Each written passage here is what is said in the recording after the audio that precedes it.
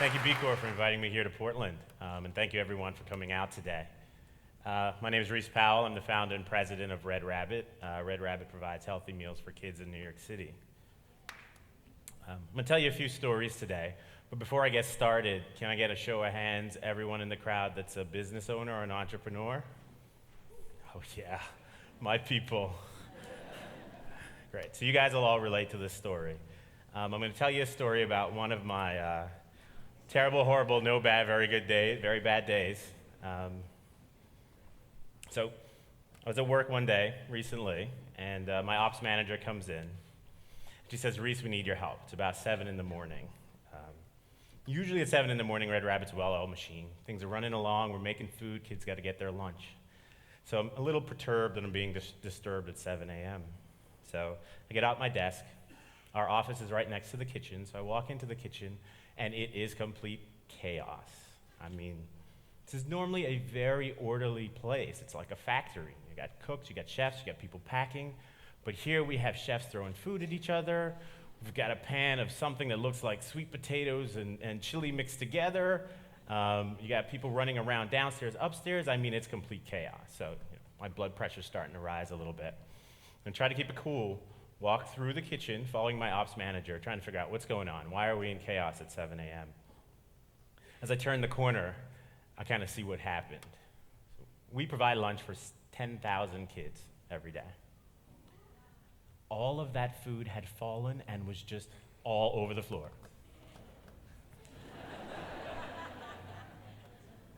So we're talking fresh-made chili that was in the pot just laid out on the floor. We make a beautiful mac and cheese. We puree it with cauliflower. It's on the wall like an art exhibit. We cook fresh broccoli every day. Now there's just green specks amongst a bunch of pans. We make tacos. Typically the tacos are separated, beef, tomatoes, lettuce. Now there's just a pile of taco stuff. And I'm thinking, holy camole, this is going to be one of those days. So, as entrepreneurs, we kind of collect ourselves, call my management team in, the 4 of us go into a room. We give ourselves about 30 seconds, that kind of WTF moment, like, what just happened? And then we kind of buckle down and we figure it out.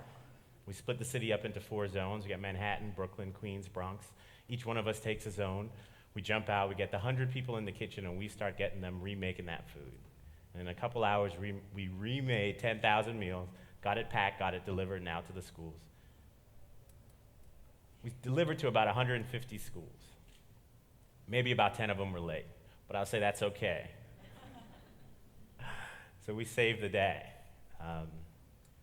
Like most entrepreneurs, that type of story isn't rare. It's kind of par for the course. It's what we do. We've all had our days like that. And when things like that happen, we do exactly what I did that day. You call on your team. You call up your team, you get together, and you figure it out, and you save the day. This is Val. She's a part of my team at Red Rabbit. I'll tell you another story about Val. Val started at Red Rabbit a few years ago. She was 19 years old. Val had a 2-year-old son when she started. It was really clear when Val started that, there was something special about this young lady. She definitely had a little bit more to offer than the entry-level position that she started in. Really quickly, her supervisors came to me and said, "This lady's bright, she's hardworking, she shows up on time, she's motivated, she's got a can-do attitude. We got a great future for this young lady." So she started to move up in the company. Over the next 4 years or so, Val went from that entry-level position to a supervisor into our office as our data analyst. She worked on the customer care team, and now she's a critical part of our operations management team. A couple months ago, I saw Val out at a community event. Now, I had one of those conversations, and entrepreneurs, you guys will all know about this conversation. It wasn't the employer-employee conversation. It had a different tone. It was the, "Hi, I'm a member of your community" conversation, and we're just going to talk like 2 people that kind of have shared values. I learned a lot about the backstory to how Val got started at Red Rabbit. When she started, when she was 19, she'd had a scholarship to go to college, but she didn't go because she had her son. And when she came to Red Rabbit, she just needed a job to pay the bills. But at that point, 4 years later, Val was in school, full-time, second year, in addition to working full-time at Red Rabbit and raising her son. She'd moved out of her mother's house into her own apartment in downtown Manhattan, and the thing she was most proud of was her son, now 5 years old, was attending a great preschool in New York City. One that Red Rabbit serves the meals at, but that's besides the point. So I took that conversation I had with Val, and I really internalized that. Because over that same 4 years, Red Rabbit had seen a lot of success. And I'd had a lot of meetings, like we all do. Meetings with board members, meetings with investors. Here's our sales growth. Here's our profit. Here are our margins, they improved. But after speaking with Val, I saw that same 4 years of success through the eyes of one of our employees. I saw the opportunity that was created in her life because she was an employee at Red Rabbit. And I started to think of the company and the company's success, not in terms of some metrics that we report, but in terms of the opportunity that we create for our employees' lives. I started to see myself in society as a curator of opportunity, creating opportunities for people to better their lives and better their lives for their families. At Red Rabbit, we have a pretty clear mission. It's a mission-based company. We provide healthy food for kids in school. It's written on our marketing material. It's on the walls at the office. It's in our investor materials. And when I left finance as a trader to start Red Rabbit, I did it because I wanted to live a life of purpose. I wanted to live a life with meaning. And every entrepreneur of a social business here has probably made the same decision. They left some industry behind, they left a career behind because they wanted to live with meaning. David earlier today didn't go to B school. Charmian left management consulting because she wanted to live a life with purpose. But we get accolades and we get pats on the back for that all the time. It's not us I want to talk about. One of the most exciting things about running a social business is that you get to take that energy and that passion, that purpose, and you get to create that for your employees so that they all can live lives of purpose. A little saying I say, we entrepreneurs, we are the arbiters of purpose, again, in society. I read an article in Fortune recently. It said that 6 out of 10 millennials work for the company that they work for because of what the company does. And I'm thinking, really? Millennials? Are they the only ones that care about what their company does? No, we all do. Everyone does. There's a void that we're all trying to fill. There's a void and a searching. And when you get to work for a company that has purpose, when your work has purpose, you get to fill that void, and you become a better person in society. You become happier, and there's a trickle effect. Your family starts to see that, and they want to live with purpose too. I got a quote for you guys today.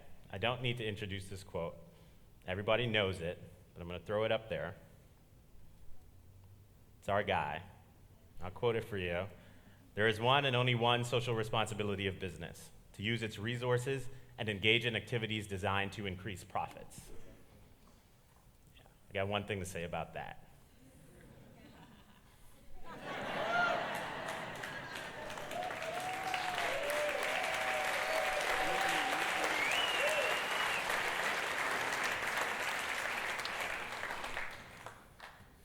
Here are some kids that we serve every day in New York.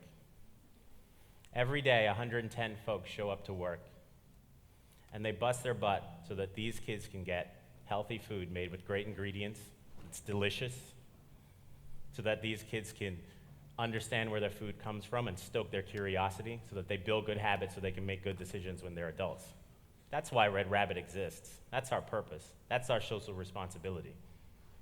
That's why I go to work every day. That's why all of our employees go to work every day. Yet another quote for you guys. This one is friendly.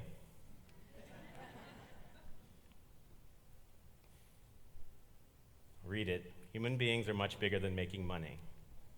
Making money is a happiness, but making other people happy is a super happiness. This is my little guy. Today, he's 10 months old. We took this picture last week when we went apple picking in New York. Every day, his mom and I work hard so that he gets good food.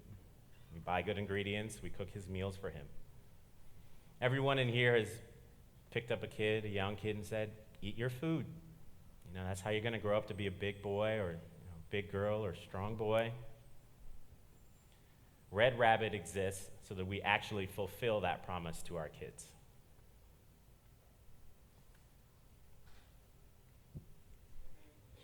This is the Red Rabbit team. We took this picture a couple days ago when we launched these new hats. Every day I go to work so that I can create some opportunities for these guys to better their lives and their families, so that I can create an environment where they can live their lives with purpose. Like Muhammad Yunus said, this is my happiness. This is my super happiness. Thank you, guys.